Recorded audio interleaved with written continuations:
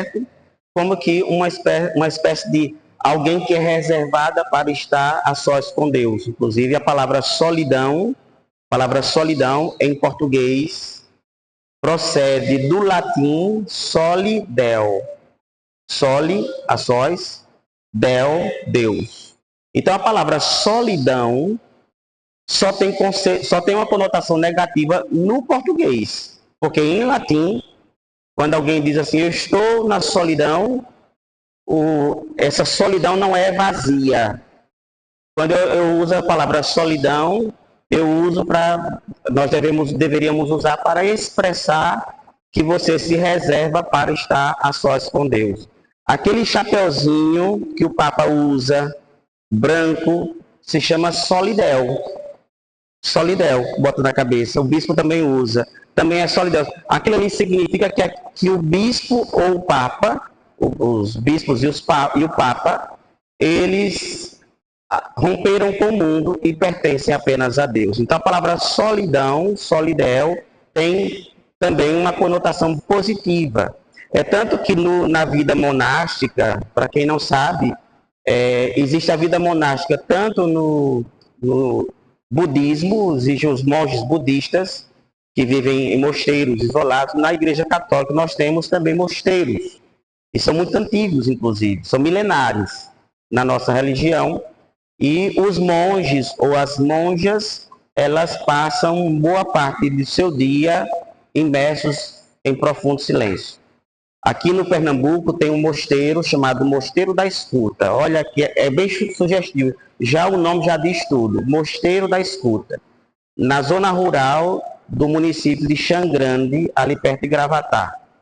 Eu fiz vários retiros lá e vivia com eles na clausura. Inclusive o prior me dava a permissão de ficar dentro da clausura e acordava às 4 horas da manhã junto com eles. O sino toca 4 horas da manhã, nos levantamos e vamos para a capela todos os dias. Às 4 horas da manhã, eles vão para a capela e ficam ali na capela cantando salmos até o amanhecer do dia, na capela.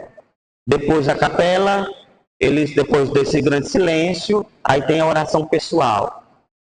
Todos ficam, cada um vai para um lugar, isoladamente, no seu canto, com a Lécio Divina, que é a leitura orante da Palavra de Deus, até a hora do café. A hora do café, mais uma vez, volta o café em silêncio.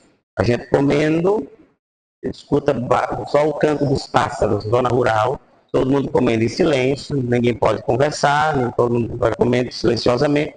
E isso até às 9 horas. Às 9 horas tem uma oração comunitária, depois aí o serviço de limpeza, mais ou menos 1 hora, e depois volta para a oração novamente. Ou seja, é uma vida de solidão, apesar de ser dividida, várias pessoas moram, mas no final das contas acaba sendo solitária no sentido positivo, porque a pessoa procura a comunhão com Deus, procura aproximar-se de Deus. E eu sempre fiz retiro lá no Advento.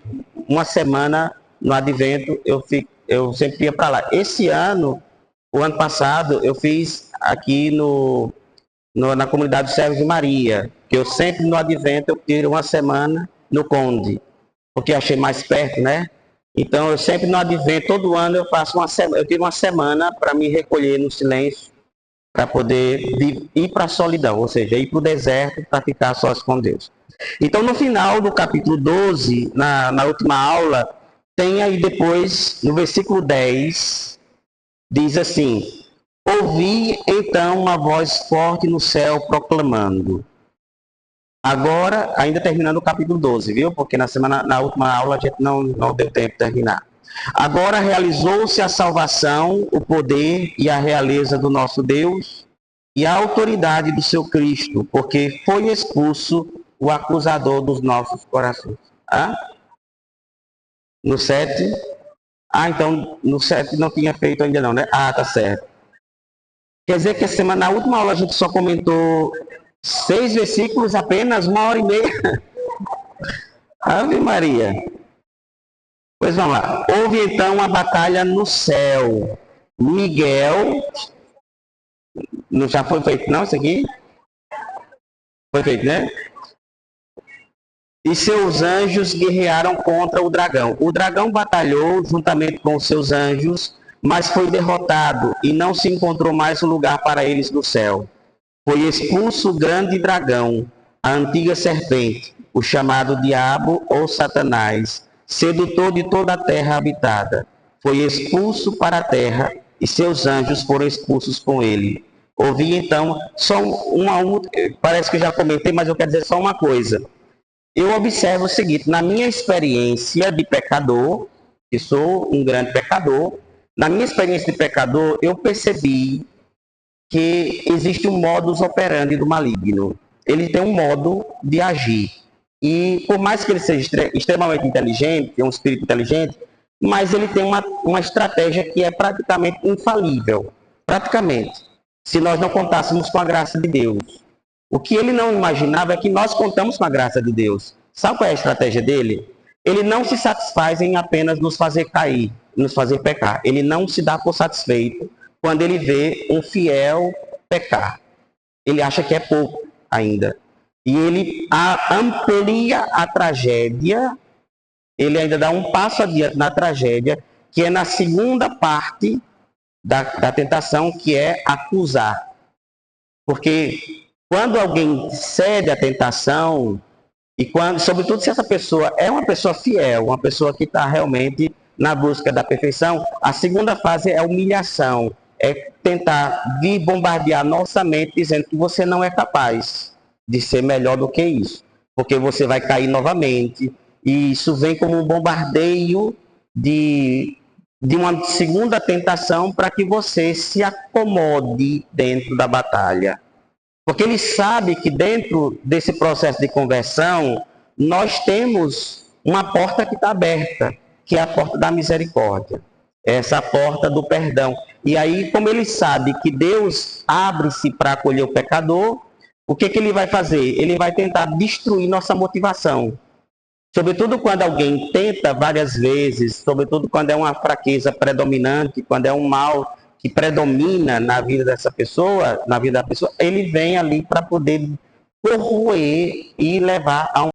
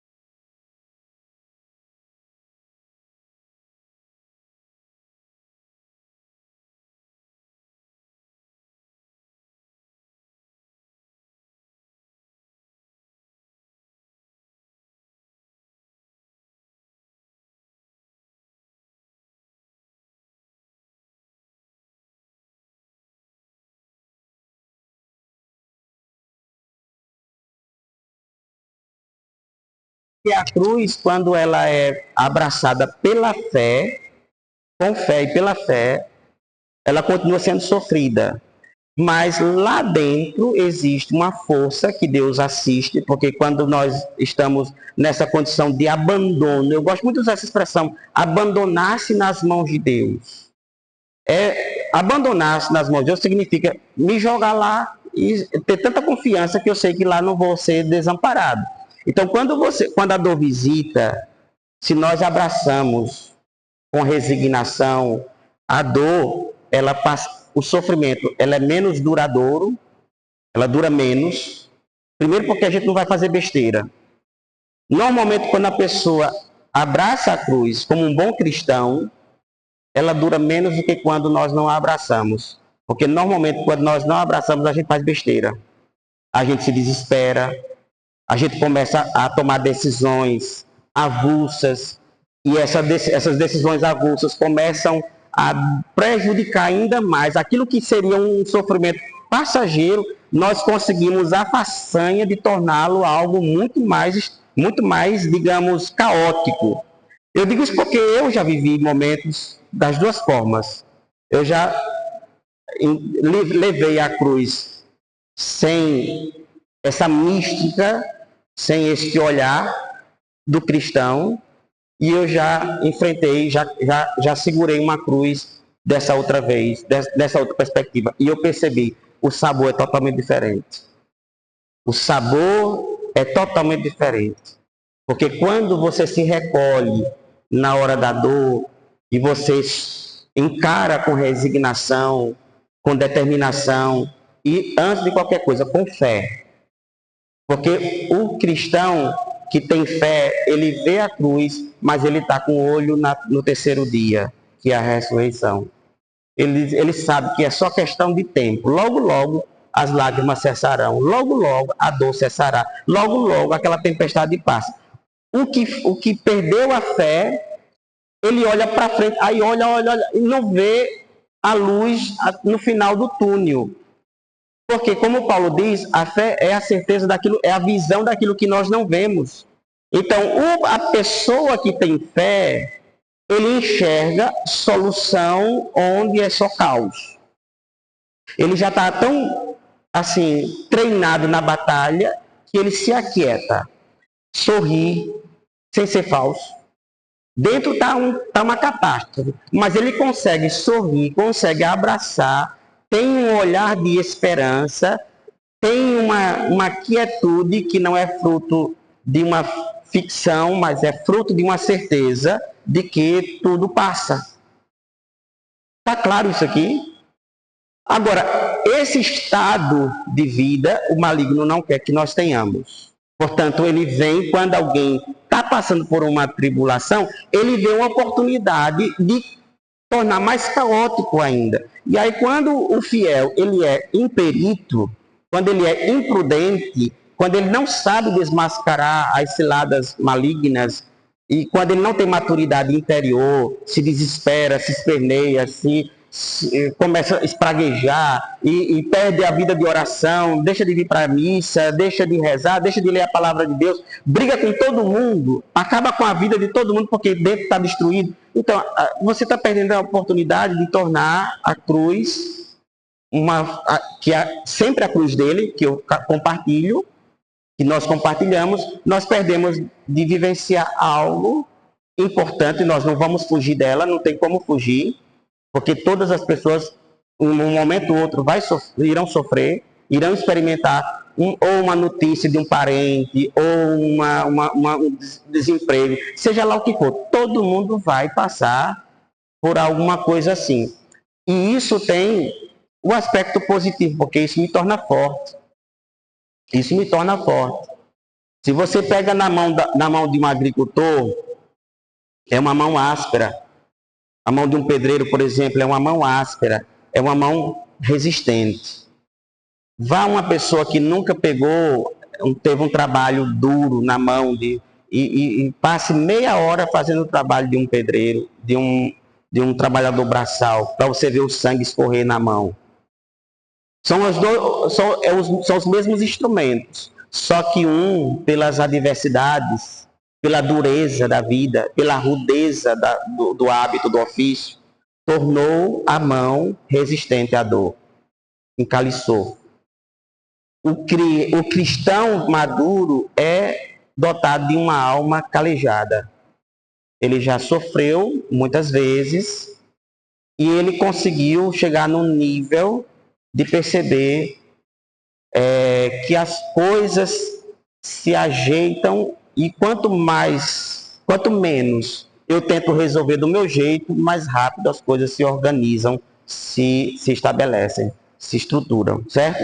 Então isso é muito importante. A minha salvação não será fruto das minhas virtudes, mas eu não vou me salvar pelas minhas virtudes, mas eu perco a minha salvação pelos meus defeitos. Parece ser a mesma coisa, mas não é. Pelos meus defeitos eu perco a salvação, mas eu tenho que depois, como Jesus dizia, fazer tudo que estiver ao seu alcance, depois diga, não passe de um servo inútil. Não passe de um servo inútil. Porque quando uma pessoa se torna maduro a esse ponto, quando ele se tornar virtuoso, ele não vai se vangloriar, porque ele sabe que as virtudes não são frutos dele. Tem um canto que é uma versão de Padre Zezinho, mas é um canto antigo da igreja, chamado Veni Creator, que é um cântico que é cantado sempre no dia de Pentecostes. Mas aí tem o tradicional e Padre Zezinho fez uma adaptação, e tem uma frase da adaptação do Padre Zezinho que diz assim: se tenho algum bem, virtude ou dom, não vem de mim, mas do teu favor. É muito interessante isso aqui que ele Padre Zezinho botou nessa música. Vou repetir: se tenho alguma coisa, se tenho algum dom, se tenho algum bem, virtude ou dom, não vem de mim, mas vem do teu favor. Ou seja, é ele que gera em mim a virtude, é ele que gera em mim os meus dons, é ele que me habilita para que eu possa alcançar todas as graças de que eu necessito para a salvação. Certo? No curso que estou dando na quinta-feira passada, eu disse: o ser humano é incapaz de conhecer a Deus, a menos que Deus se mostre para o ser humano. Se o ser humano busca Deus por si só, ele vai ser idólatra, vai fabricar um ídolo para si. Mas quando ele se toma a iniciativa para se mostrar, aí é ele que de fato é o sujeito ativo. Ele é o sujeito ativo. Então, quinta-feira passada, lá no curso, eu dizia isso. Nós nunca seremos capazes de conhecer a Deus por nossa própria condição. Nós nunca teremos capacidade. Por que é que o povo de Israel foi orientado para não cometer idolatria? Porque Deus se revelou para o povo de Israel. Mas as outras nações praticaram a idolatria. Por quê? Porque eles procuraram corresponder a um apelo interior para encontrar a causa de sua existência. Aí constrói e fabrica o seu próprio ídolo, o seu próprio Deus, as suas próprias divindades. Aí vem o politeísmo pagão. Mas a virtude, a salvação, é sempre uma iniciativa única e exclusiva de Deus. É Ele o sujeito da nossa salvação. É o autor da nossa salvação. Certo? Vamos continuar.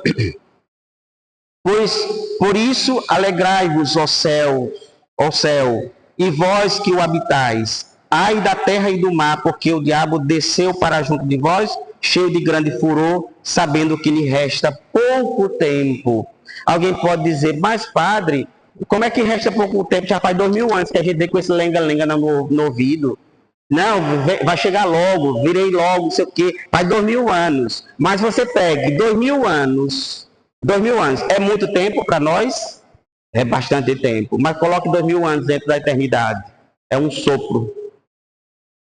É um sopro. Ele sabe que o tempo dele tem um fim, tem um ponto final, e chegará um momento que ele será definitivamente acorrentado. Por isso que no mundo ele tenta fazer o possível e o que está ao seu alcance para frustrar ou para poder impedir a ação salvífica de Deus na terra. Por isso que ele vai agir para desviar o coração dos fiéis para que eles não encontrem a salvação. Ao ver que fora expulso para a terra, o dragão pôs-se a perseguir a mulher que dera à luz o filho varão. Aqui tem uma coisa interessante. Maria, a mulher que gera a vida, que gera o filho, ela é imagem da igreja. A igreja que é a esposa do Cordeiro. Por isso que na dupla interpretação, quando, por exemplo, Maria é a mãe do Cordeiro, mas ela é também a imagem da igreja. É como se ela fosse, ela em si, ela representa, ela simboliza a igreja. É tanto que Santo Agostinho diz que quando João diz que ao pé da cruz estava sua mãe, né, estava ao pé da cruz, e lá na cruz nasceu a igreja, que é a esposa do Cordeiro, existe uma identificação entre a igreja, a esposa do Cordeiro, com a mãe do próprio Cordeiro. É tanto que ela é, de certa maneira, a imagem da igreja fiel. Maria representa a igreja fiel, a igreja fiel que foi fiel até na cruz, até no Calvário. Ela foi discípula perfeita, porque ela seguiu o próprio filho até a cruz quando todos os seus seguidores o abandonaram. Então, ela é o modelo da obediência e do discípulo perfeito, do verdadeiro discípulo, que segue fielmente o mestre. Também, né? Mas normalmente Maria, a mãe de Jesus, ela é sempre colocada como sempre um exemplo, um modelo da igreja. Ela é um símbolo da igreja. É tanto que quando teve o Concílio Vaticano II, que aconteceu na década de 60, que foi aquele evento que aconteceu em Roma, em que mudou muita coisa na igreja, como por exemplo o idioma, que antigamente a missa era em latim.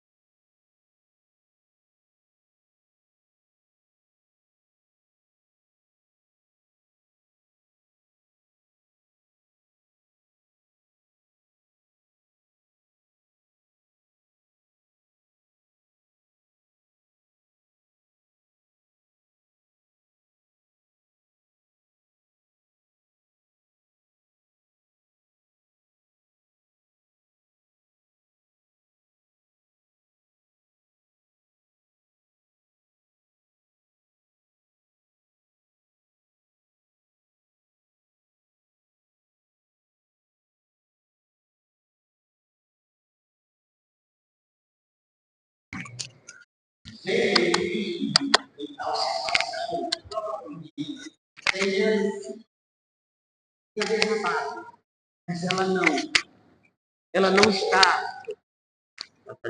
Está falhando, está desligando. Então, Maria, eu acho bonito isso, quando João fez essa observação, ela estava de pé junto à cruz. Isso é um detalhe interessante. Portanto, Maria é modelo da igreja. Então, veja que o Apocalipse, ele faz um jogo de linguagem, um jogo de palavra, porque aqui o dragão passa a perseguir a mulher, que também pode ser sinal ou imagem da igreja, perseguida na época do império.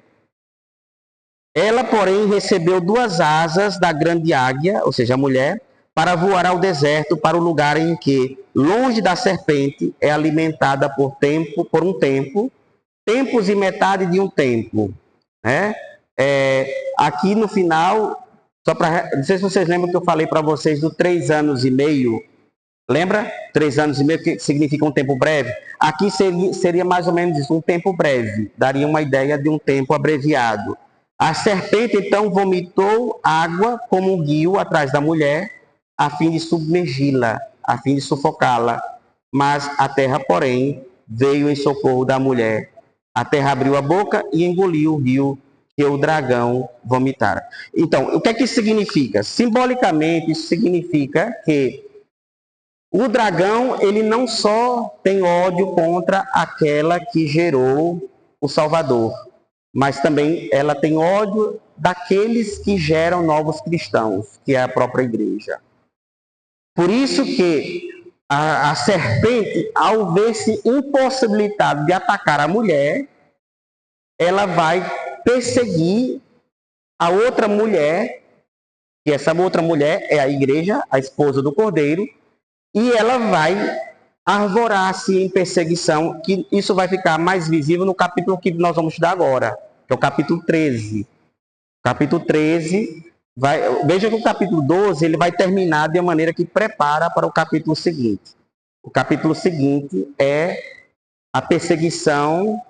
Se no capítulo 12 o Apocalipse faz menção à mulher grávida que gerou o Filho Salvador, no capítulo 13, agora a perseguição será direcionada para a esposa do Cordeiro, que é a igreja. Agora, o dragão, ele vai tentar destruir aquela que foi gerada do lado direito de Cristo. Vocês estão lembrados que eu fiz uma analogia, uma comparação entre a morte de Cristo com o sono de Adão? Estão lembrados? Estão lembrados? Ou não? O que é que eu refresco a cabeça de vocês? Por exemplo, em Gênesis diz o seguinte, que quando Deus quis dar um auxiliar para Adão, Deus diz, não é bom que o homem esteja só, darei a ele uma auxiliar que lhe corresponda. E aí o texto diz, e Deus fez cair um sono sobre Adão, e Adão adormeceu. E do lado de Adão, normalmente as Bíblias em português traduzem como uma costela, mas não é costela. No texto em grego, a palavra em grego se diz selar. Em grego, que normalmente se traduz, o mais correto, a tradução seria um lado. Tirou um lado inteiro de Adão. Antigamente eu tinha muita raiva dessa expressão, cara metade. Porque eu achava que isso era uma linguagem pagã. Só quando eu cheguei em Roma, que o professor explicou que, na verdade, selar significa um lado inteiro de Adão, e de um lado ele constituiu o homem, do outro lado constituiu a mulher. E quando os dois se unem, tornam-se uma só carne, porque se tornam um complemento. Entende? Então, claro que isso aqui é uma forma poética, é uma maneira poética. Eu já expliquei para vocês que o Gênesis, do capítulo 1 ao capítulo 11, é uma poesia. Então, a linguagem poética, ela vai, ou seja, vai usar toda essa coisa da imagem, da alegoria e coisa e tal. Né? É a liberdade típica do poeta. Quando eu era criança, que eu tinha aquela Bíblia pequenininha, aquela Bíblia vermelha, não tem aquela Bíblia ilustrada, né? E aí quando eu li esse texto, aí eu era bem raquítico. Você imagina, eu era desse tamanho e mais magro. Diga se não era difícil de me achar. Era muito difícil, porque eu engordei um pouquinho, já é mais fácil, pelo menos eu tenho o volume das laterais, né? Mas naquele tempo, eu acho que eu já nasci desse tamanho praticamente, porque eu era bem magrinho, que aí eu começava a contar minhas costelas. Aí eu perguntei a minha irmã, conta aí quantas você tem aí, para ver se você tem. Porque eu tinha lido na Bíblia que Adão tinha perdido uma costela para fazer a mulher. Olha a cabeça do menino, a fantasia da criança. Então eu até me revoltava um pouco, né? Perder uma parte para fazer minha irmã, que eu não gostava dela na época. Mas ali é uma forma poética de mostrar a complementariedade do homem e da mulher quando eles se unem em matrimônio. Mas Santo Agostinho diz o seguinte, que a mesma coisa aconteceu com o novo Adão. O novo Adão também dormiu, adormeceu na morte. E olha do lado dele. Do lado dele nasceu a nova Eva, que é a igreja. Porque João diz que quando o centurião perfurou o lado de Cristo, o que é que sai do lado de Cristo? Sangue e água. Aí Santo Agostinho diz, a água do batismo, que é o sacramento por meio do qual eu entro na igreja, eu me torno membro da igreja, e o sangue, a Eucaristia, né, que é um dos elementos da ceia eucarística, que é o sacramento que me alimenta dentro da igreja. Então, Santo Agostinho diz, a esposa do Cordeiro foi formada do lado de Cristo, do novo Adão, assim como Eva foi formada do lado de Adão, de um lado de Adão foi feito Eva. Então, quando o dragão percebe que não consegue mais atacar a mulher, que é a mãe do Cordeiro, a mãe da criança, do Messias, ela se põe a atacar a outra mulher, que é a esposa do Cordeiro, que é a igreja que está na terra. Não, infelizmente, né? Como eles não leem Santo Agostinho, essa é uma explicação de Santo Agostinho, né? Apesar de que tem muita gente, muitos evangélicos hoje estão começando a ler Santo Agostinho, eles não usam a palavra Santo Agostinho, chama Agostinho de Hipona, mas já é um começo, né? Já é um começo.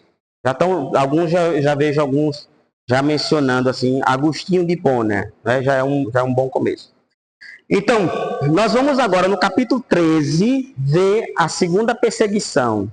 Agora não mais a mãe, mas agora o dragão vai perseguir a mulher que é a esposa do Cordeiro.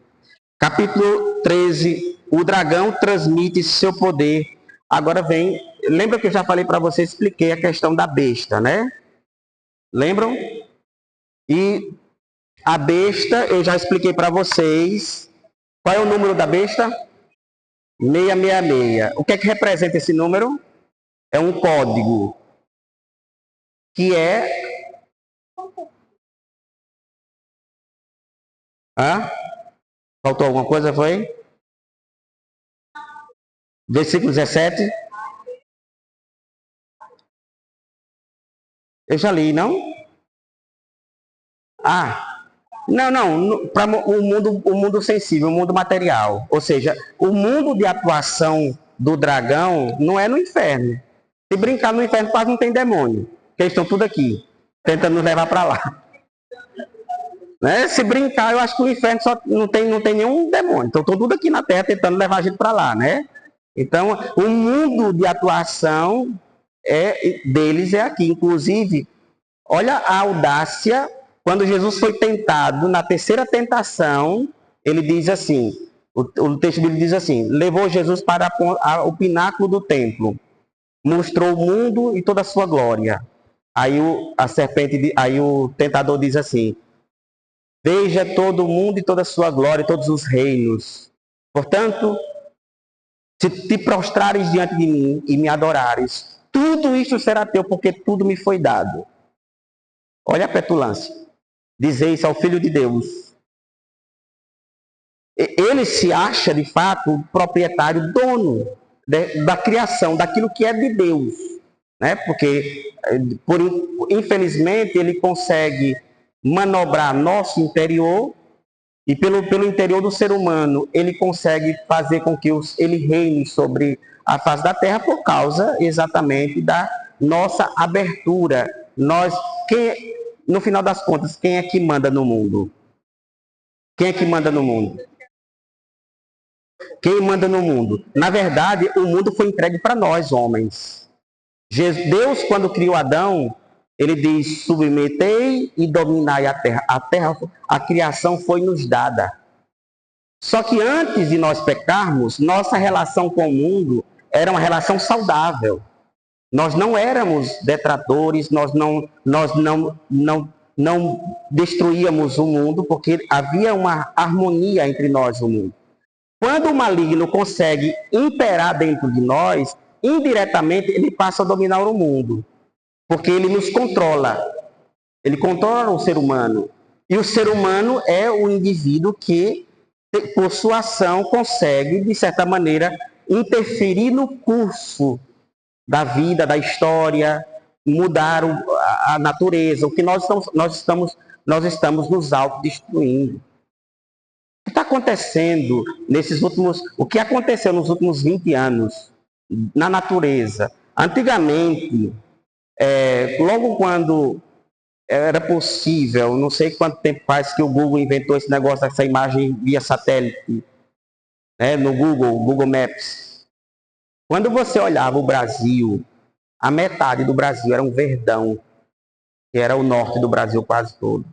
Olha agora hoje, você vê o que foi que nós fizemos em tão pouco tempo.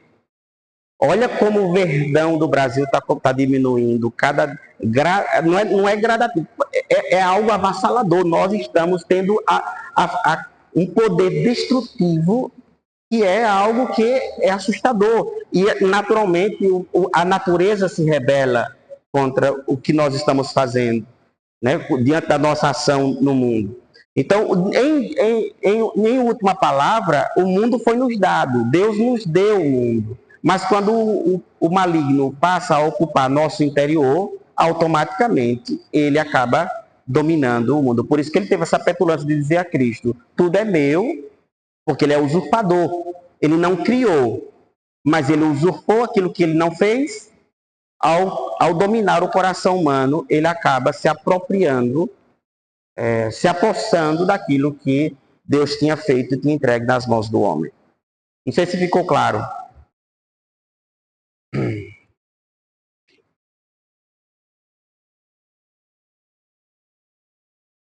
Então vamos lá.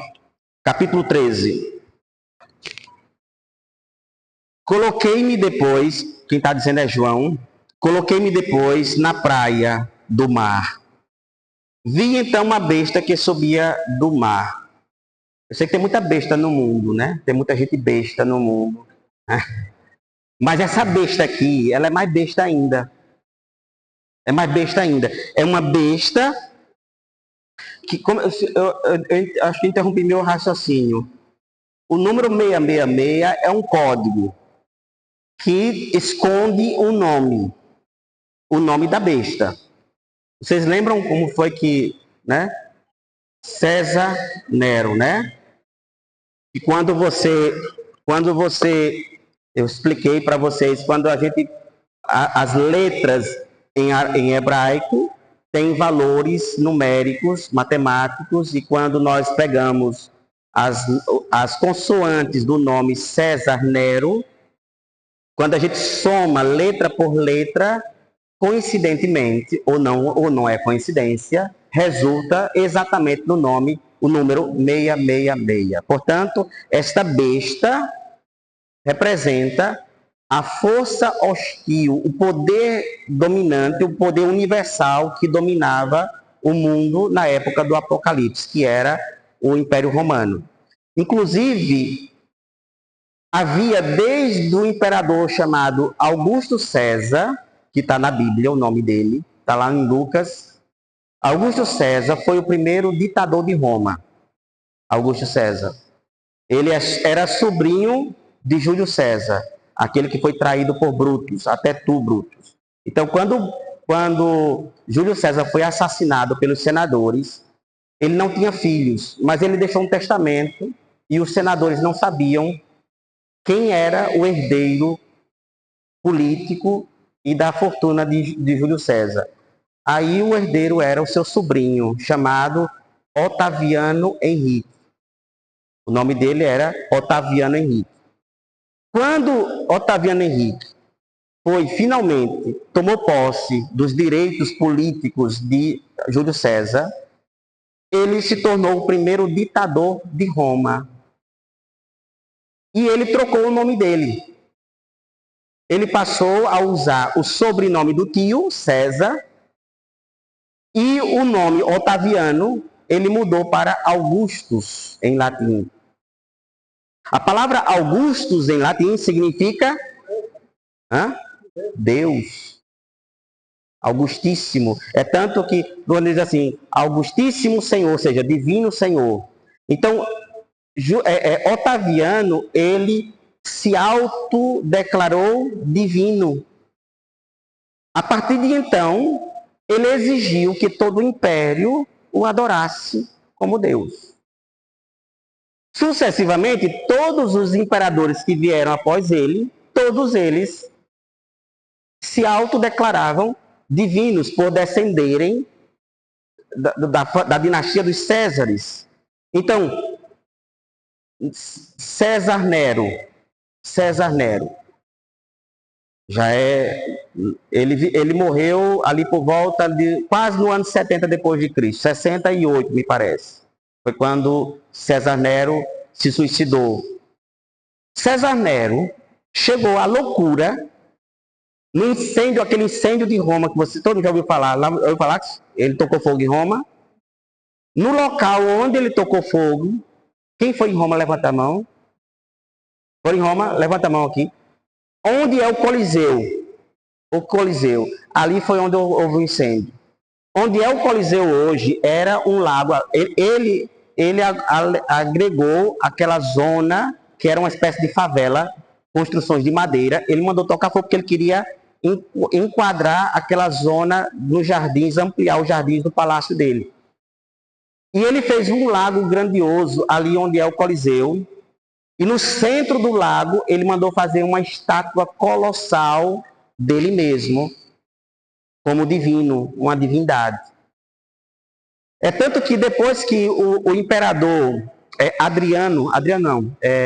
Tito, o imperador Tito, que foi o que sucedeu ele, quando ele se suicidou, o imperador Tito mandou destruir os jardins que ele tinha e, como forma de ressarcir o povo romano, reabriu novamente o espaço que era do povo e ele mandou construir o Coliseu em referência à imagem colossal. A imagem colossal de César Nero, ele mandou quebrar, destruir, porque era louco, o cara era louco, e devolveu a zona, a região para a população romana. E aí, como forma de ressarcir, mandou construir um ginásio que ele passou a dar o nome de Colosseu, em referência à imagem colossal que Nero mandou colocar dentro do lago, que era onde está o Coliseu hoje. Então, ele queria que todos o adorassem como Deus.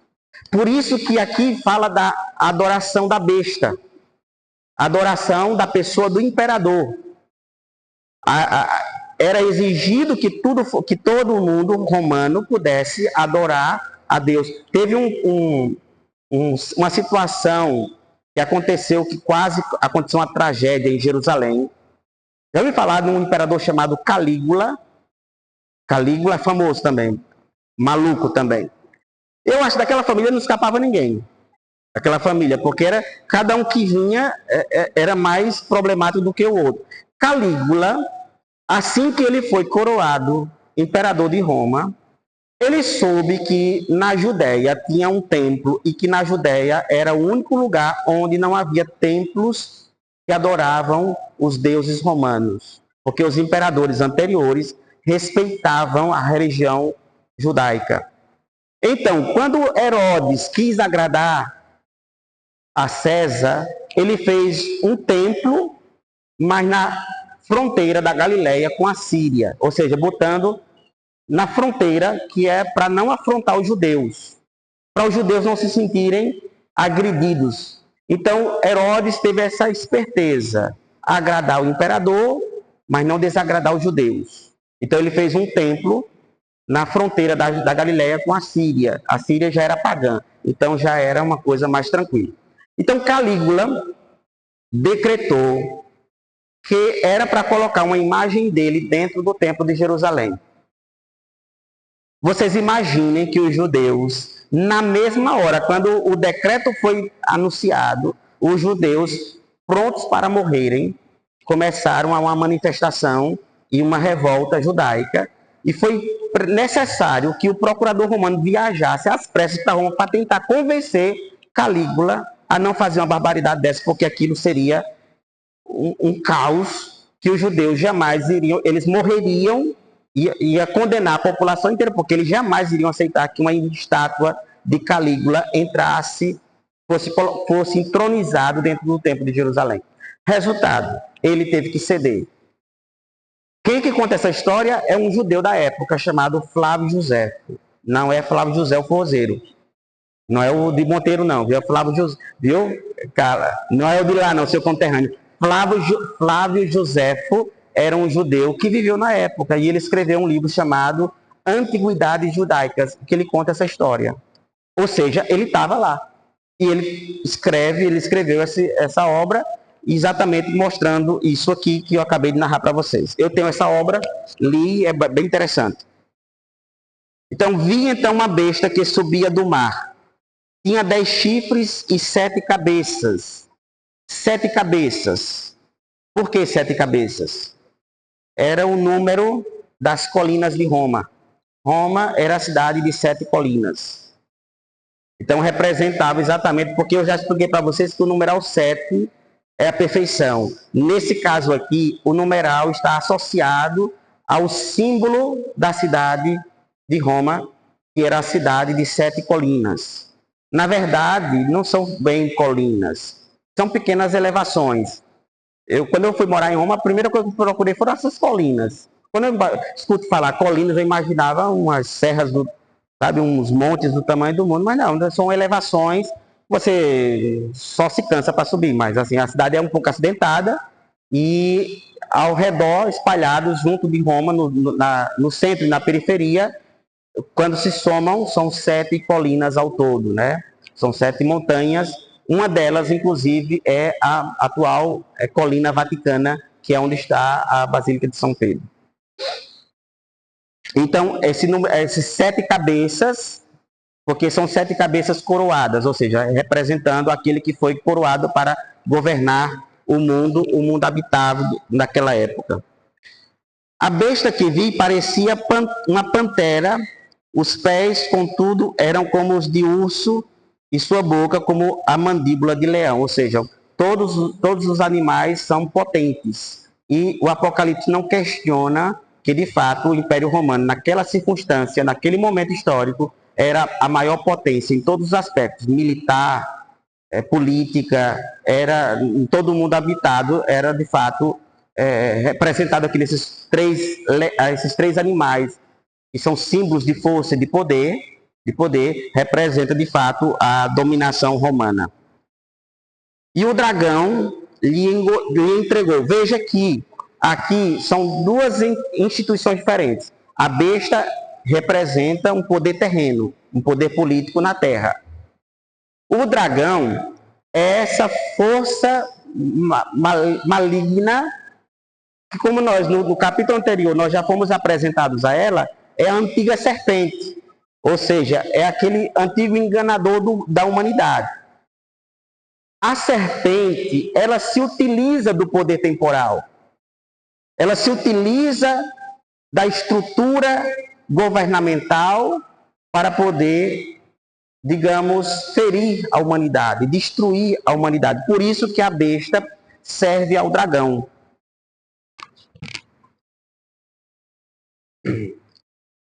E o dragão lhe entregou o seu poder. Veja que a besta já tinha 3 poderes, né, representados nos 3 animais poderosos. O leão, a pantera e o urso. São 3 animais que nos seus habitats, eles têm domínio no seu ambiente onde esses animais estão. Eles estão no topo da cadeia alimentar, esses 3 animais. Concordam comigo? Eles estão no topo da cadeia alimentar. Representa, de fato, um poder grandioso, inquestionável, político, que Roma exercia no mundo. Mas foi dado a ele um 4º poder, que é o poder do dragão. O poder maléfico do dragão. Então, associado ao poder político, foi dado também um poder espiritual nefasto ao domínio dessa grande nação. Está ficando claro isso aqui? Está claro? Poder político. É o dragão. O dragão é a antiga serpente. Entendeu? E o dragão lhe entregou seu poder, seu trono e grande autoridade a este poder, a esse regime. Uma de suas cabeças parecia ferida. Por quê? Havia um mito na Roma antiga de que Nero ressuscitaria. O cara era tão mau, o cara era tão doente e pervertido, que quando ele se suicidou, acreditava-se que ele, por alguma razão, haveria de retornar, haveria de voltar. Então, por isso que uma das cabeças estava ferida mortalmente. Mas depois aí diz aqui, mas ela seria curada. Sim, uma coisa que eu já ia esquecendo. Um detalhe que é relacionado à questão das 7 cabeças. Corresponde também aos 7 membros da dinastia César. Os 7 membros da família que se sucederam no governo de Roma. E uma dessas cabeças estava gravemente enferma, doente, mortalmente doente, ferida, que era, no caso, Nero, como aquele que tinha sido, digamos, mortalmente ferido, no caso do suicídio. Pois não.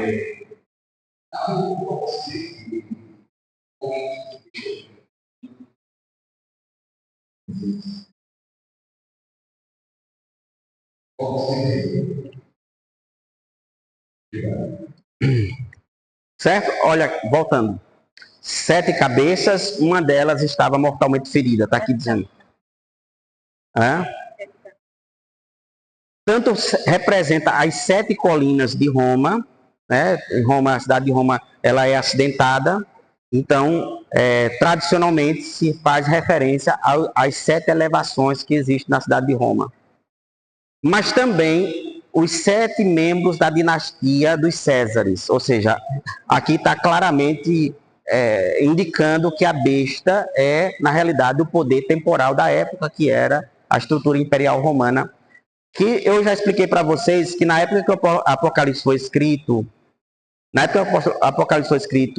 a igreja estava sofrendo uma grave perseguição por parte do império. Estão lembrados? Lá no começo do curso, era depois da destruição da cidade de Jerusalém, então começou uma grande perseguição contra os romanos. Então, eu expliquei também para vocês que o Apocalipse usa uma linguagem figurada para que o livro, caindo nas mãos de quem não é cristão, as pessoas não saibam. Então, olha a precaução que João toma para que um leitor que não seja cristão não identificasse rapidamente que essa besta era o próprio imperador. Porque o que agravaria ainda mais a situação de sofrimento e perseguição contra os cristãos. Percebam que a maioria das predições do Apocalipse já se cumpriram. A maioria delas, a gente percebe que contemplam uma época que era a época vivida pela própria igreja na época. Porque o livro se chama Apocalipse, que significa também consolação. O Apocalipse, quando ele foi escrito, a missão não era causar medo, mas era consolar uma igreja que estava sendo encarcerada, perseguida. Os fiéis daquela época, ao lerem o Apocalipse, no final vai perceber a vitória dos cristãos. Os cristãos vão vencer.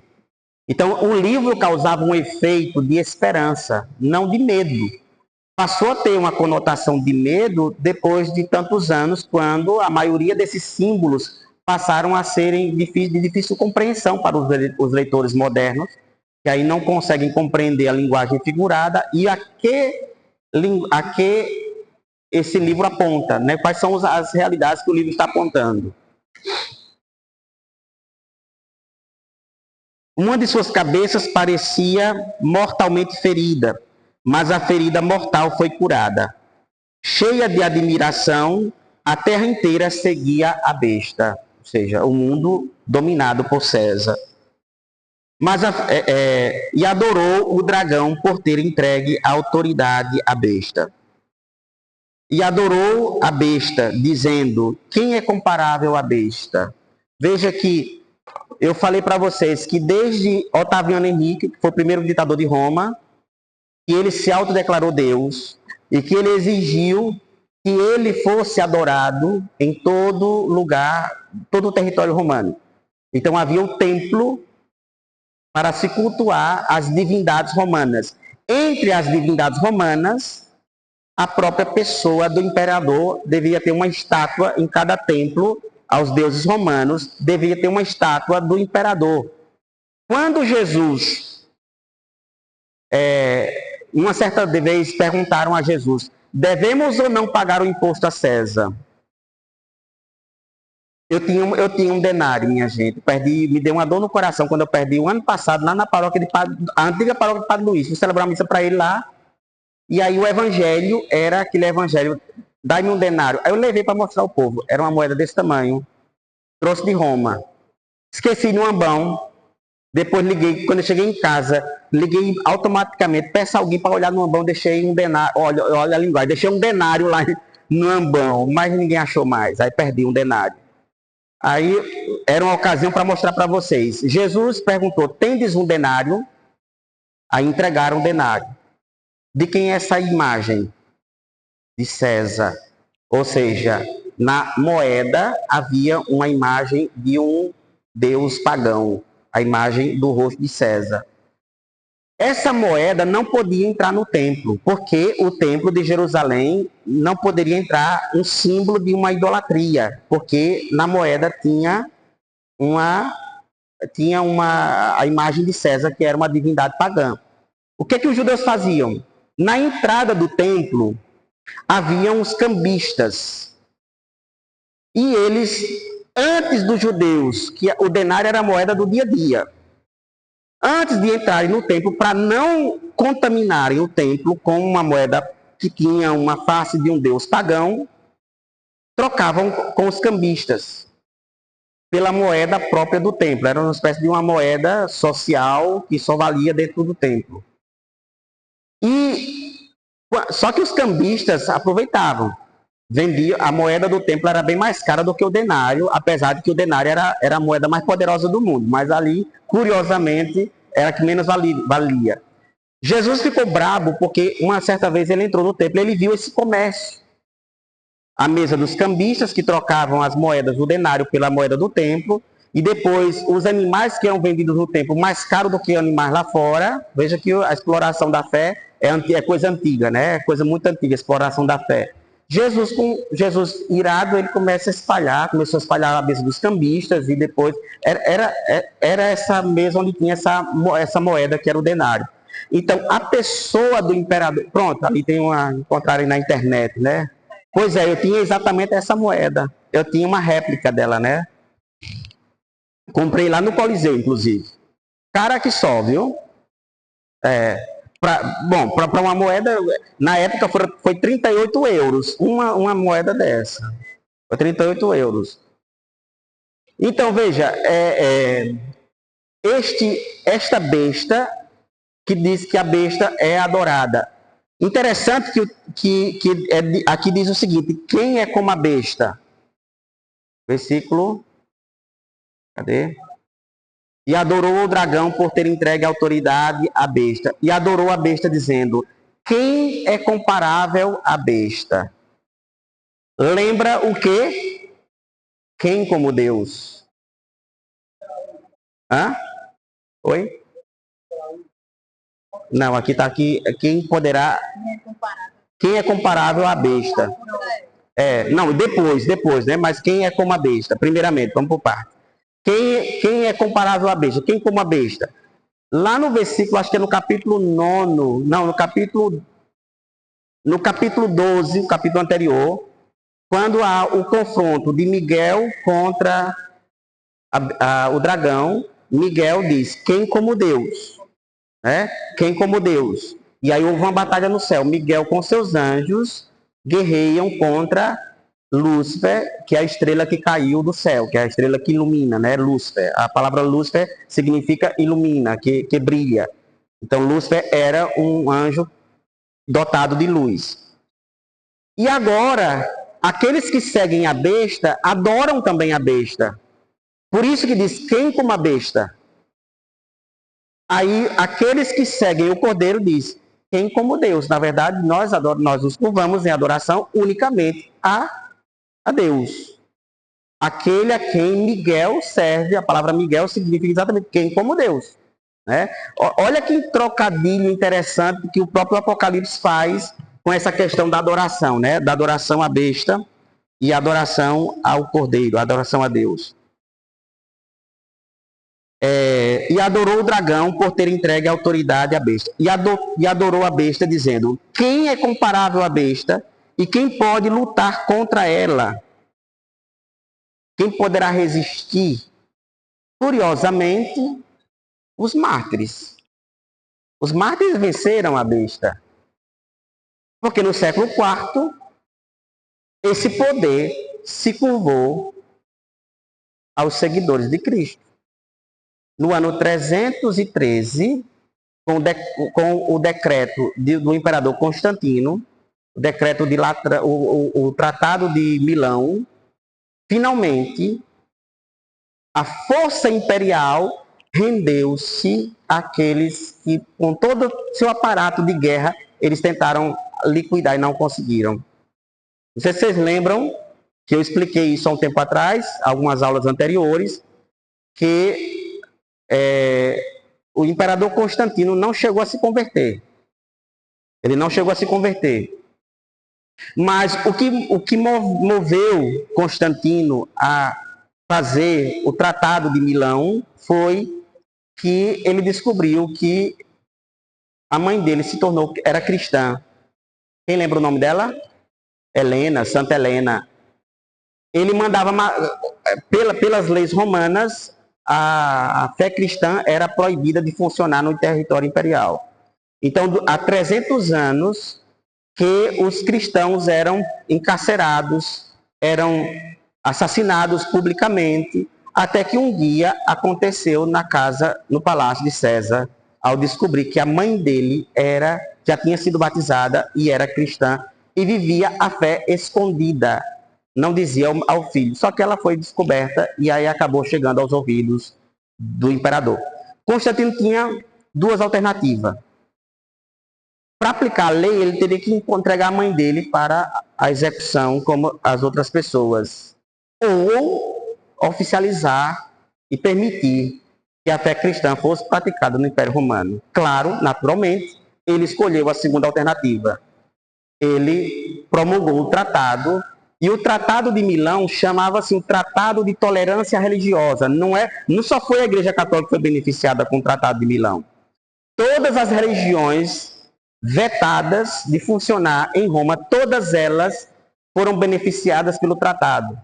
Porque o tratado em si, ele determinava o seguinte, que a partir daquele momento, a partir daquela ocasião, a partir da promulgação daquele decreto, estava proibido no território imperial que alguém fosse preso, qualquer sanção, por motivo de fé. Por ser geral, uma norma geral, beneficiou todas as religiões proibidas. Não era só a fé cristã que era proibida de funcionar. Todas as religiões que eram vetadas foram beneficiadas. Surpresa! Quando isso aconteceu, Constantino percebeu que realmente, uma vez ou outra, mais cedo ou mais tarde, isso tinha que acontecer, que ele descobriu que quase a metade do império já era cristão, escondido. Os cristãos passaram a aparecer como se fosse rato de dentro dos bueiros.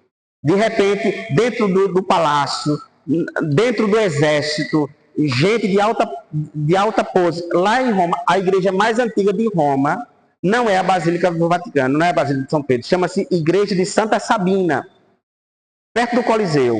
É a primeira igreja de Roma.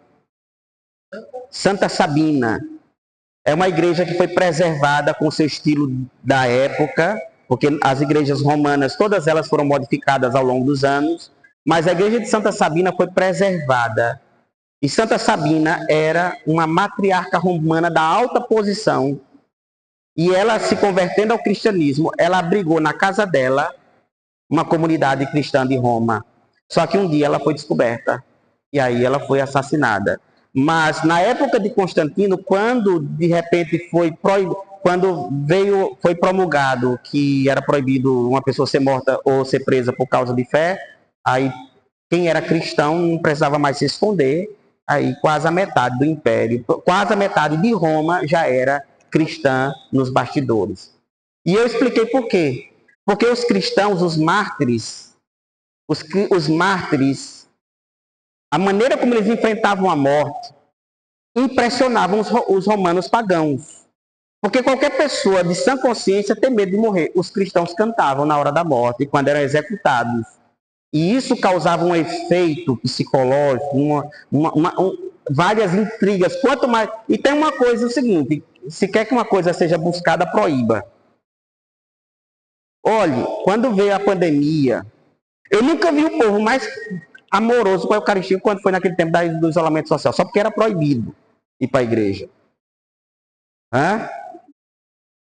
Eu nunca vi tanta declaração de amor à Eucaristia nas redes sociais, no Facebook, do que naquela época quando as igrejas fecharam. Na minha paróquia, eu disse, não, quando eu disse assim, vamos abrir parcialmente, né, com números reduzidos de pessoas, aí eu tinha um vigário, né, eu era o pároco que tinha um vigário paroquial. Aí eu disse, rapaz, olha, vamos fazer o seguinte, vamos botar um bocado de missa, porque se é um número reduzido, com a fome que o povo está de Eucaristia, a gente botou 6, 7 missas, não me lembro quanto foi, no final de semana. A gente ficava se alternando assim. Só fiz isso um primeiro final de semana. Não tinha nem quem fizesse a leitura. Deixou de ser proibido, então perdeu o interesse. Então parece que uma coisa, quando é proibida, parece que causa uma coisa, uma curiosidade. Eu não sei o que fascínio tem, que coisas proibidas chamam a atenção das pessoas. Então, em Roma, era mais ou menos isso que funcionava, né? Então, era uma religião proibida, uma religião que mostrava uma forma diferente de vida que fascinava.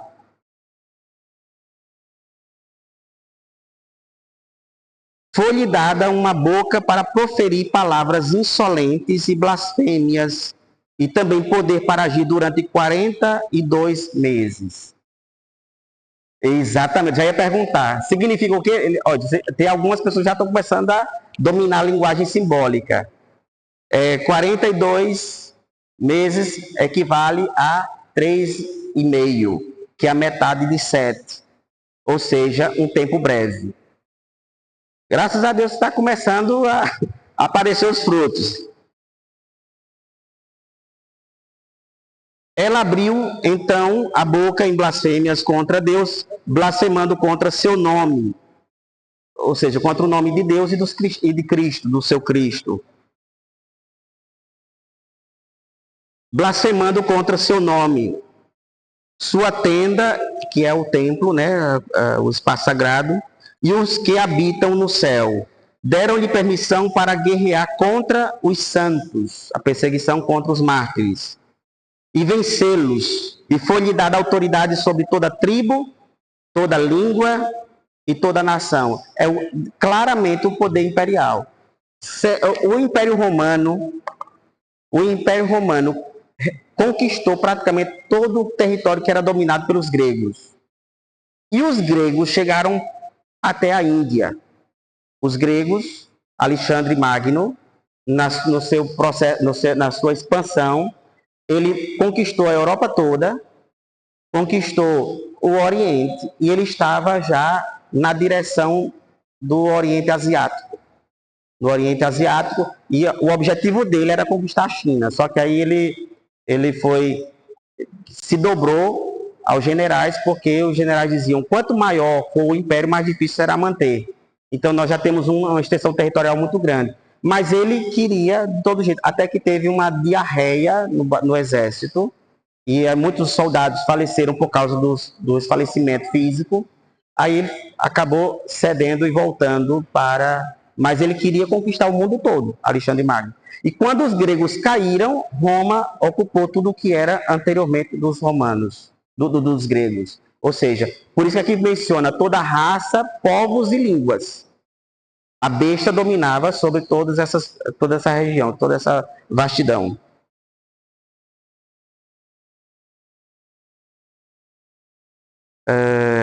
Adoraram-na, então, todos os habitantes da terra cujo nome não está escrito desde a fundação do mundo no livro da vida do Cordeiro imolado. Se alguém tem ouvidos, ouça. Ou seja, ele está dizendo que se alguém tiver capacidade de compreender, compreenda. Só não adorou a besta aqueles que tinham o nome escrito no livro do Cordeiro, ou seja, os cristãos, que se recusavam a adorar o poder imperial, que se recusava a adorar a força dominante que dominava toda a nação, povo e língua. Aí vem um interlúdio poético. Se alguém está destinado à prisão, irá para a prisão. Se alguém deve morrer pela espada terá de morrer. Nisto se firma a perseverança e a fé dos santos. Ou seja, ele está dizendo aqui, decretando, que o preço de não adorar a besta é a prisão ou a morte. Havia um preço de não querer adorar a besta. Não adorar a besta tinha um preço. A prisão, a tortura e a morte. Dá uma vergonha da gente. Quando eu olho para um negócio desse aqui, eu sinto uma vergonha de quem eu sou. Não sei de vocês, mas eu sinto uma vergonha porque, olha, a porta aberta. Nós não temos risco de vida aqui. Nós temos tudo favorável. Nós éramos para ser um povo santo, um povo de um fervor, porque nada é contrário, a não ser a cultura. Nós temos uma cultura hostil, isso é verdade. Nós estamos inseridos numa cultura que é hostil aos valores cristãos, isso é fato. No entanto, no mais, nós temos liberdade de culto, nós podemos professar nossa fé abertamente, publicamente, sem risco de vida, sem risco de prisão, sem risco de confisco. E nessa época, olhem as palavras. Quem estiver destinado à prisão, irá para a prisão. Se alguém deve morrer pela espada terá de morrer. Nisto se firma a perseverança da fé. Ou seja, aqueles que têm fé aceitarão com naturalidade, com tranquilidade, entregar-se à prisão. Tem uma carta de Santo Inácio de Antioquia, linda carta dele.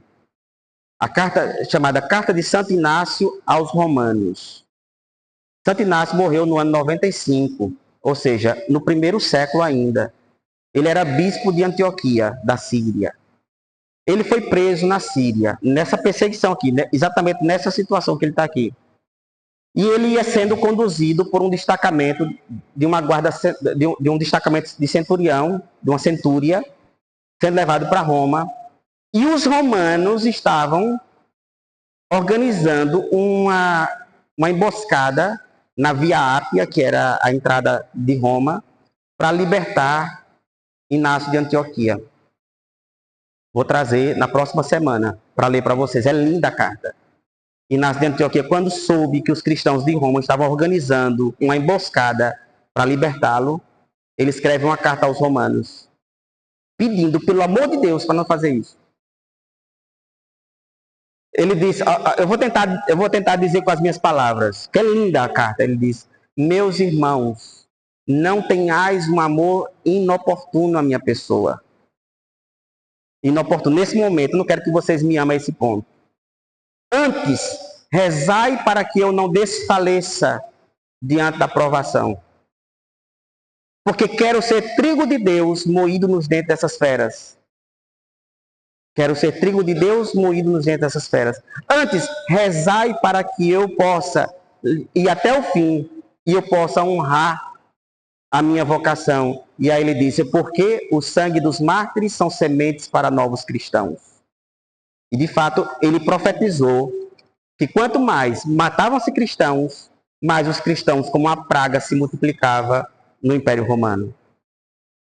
A confiança que esses homens tinham de que a aprovação era breve, a tortura era doloroso. Acho que quem passou por isso, eu nunca passei, mas a tortura, eu imagino, deve ser algo de um sofrimento, mas o que alimentava eles era que eles sabiam que 9 horas já? Meu Deus! Não, vamos parar então por aqui.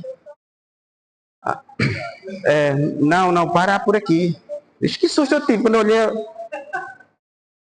Vou só terminar, terminar essa palavra de Inácio de Antioquia. Inácio, o que alimentava eles era exatamente o fato de que eles sabiam que todo o sofrimento passava logo, porque quando os olhos deles fechassem para este mundo, eles se deparariam diante do Cordeiro, e era o que eles queriam ver.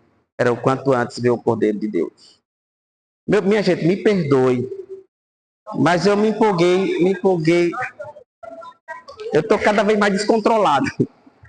Então vamos. Eu me empolgo, é porque esse assunto mexe muito comigo, né? Esse assunto mexe muito comigo. Vai ter o sorteio de quê? É o quê? Vai ter o sorteio da imagem. Marca aí o versículo para a gente botar na semana que vem.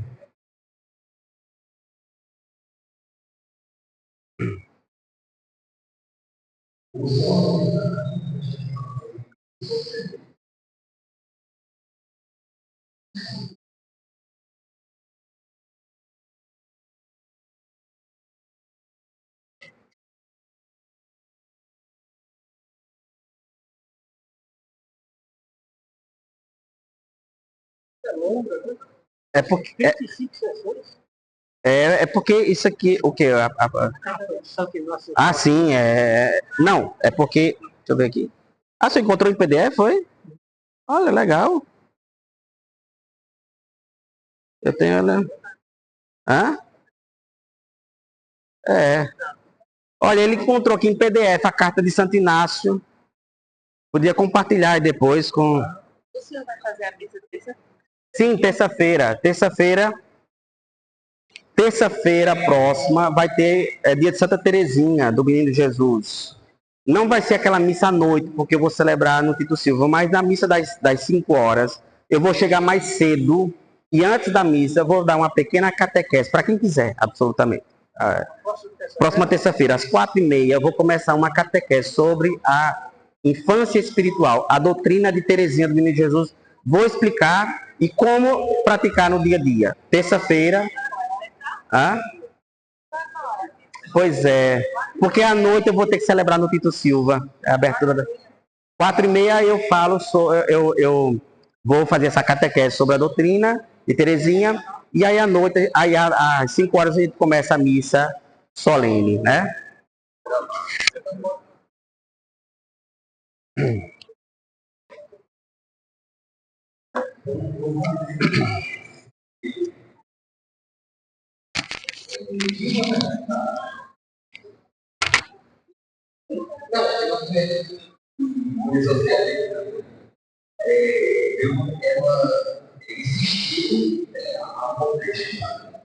E não vou revelar que foi quem fez a parte, mais então, mas aí, acho que merece reconhecimento, faz parte do reconhecimento cultural.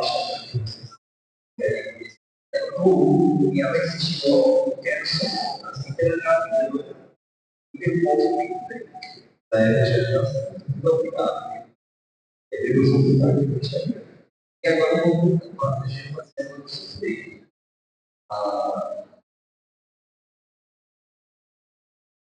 Talvez seja um pouco, talvez seja um pouco para observar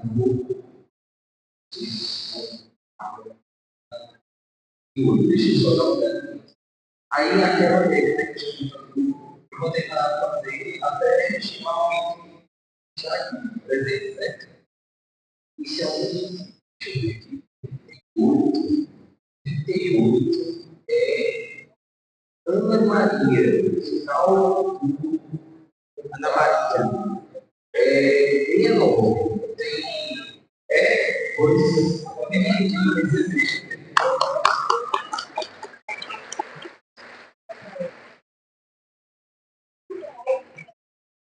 eu acho que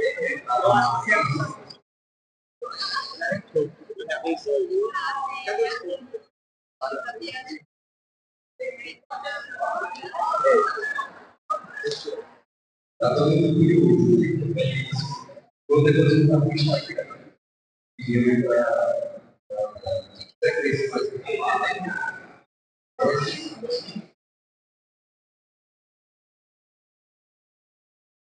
É você que faz, né? Vem aqui na frente, só para você. Cadê a sua? Isso é o quê?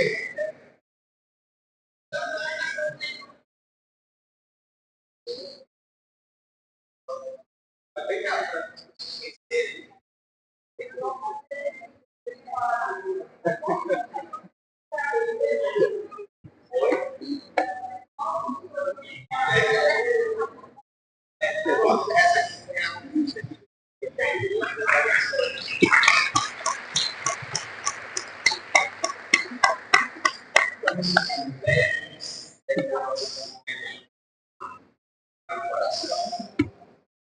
Ave Maria, cheia de graça, bendita sois vós, bendito é o fruto do vosso ventre.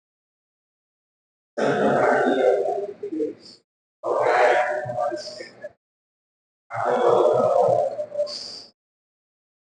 Senhor Deus, piedade, Senhor Deus, nosso Pai, Só em poder de continuar.